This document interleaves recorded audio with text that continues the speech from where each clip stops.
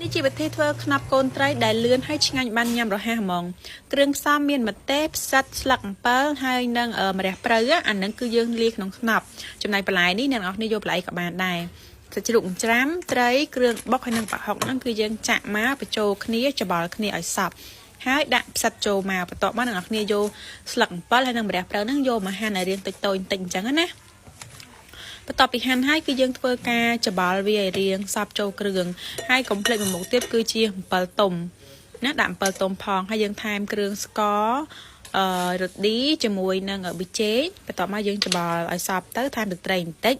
និងអ្នកទាំងអស់គ្នាដាក់អំពិលទុំក៏បានអំពិលខ្ចីក៏បានដែរតែថ្ងៃនេះគឺខ្ញុំប្រើអំពិលទុំបន្ទាប់ពីច្បល់វាចូលជាតិហើយផ្អាប់វាទុកប្រហែលជា5នាទី10នាទីអីចឹងទៅឲ្យគ្រឿងវាចូលជាតិបន្តិចចឹងណាហើយបន្លែក៏យើងរៀបចំឲ្យស្រេចដែរបន្ទាប់មកអ្នកនរគ្នាដាក់ខ្ទះយើងអត់មានបានទៅអាំងជាមួយនឹង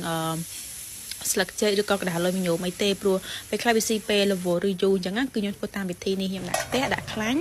ចាក់ខ្លាញ់នឹងចូលទៅហើយយើងគ្របគម្របយើងធ្ងុំវាភ្លើងមកល្មមទៅទុកប្រហែលតែ5-6នាទីហ្នឹងគឺឆ្អិនហ្មងយកមកញ៉ាំជាមួយបន្លែហើយក៏ដាក់ម្ទេសមកគឺឆ្ងាញ់ហ្មងរសជាតិវាខុសពីយើងខ្ចប់ស្លឹកចេកអាំងបន្តិចបន្តួចអ្នកនរគ្នាបើយើងចង់ប្រញាប់យើងអត់មានអីអាំងគឺធ្វើតាមវិធីនេះបានណា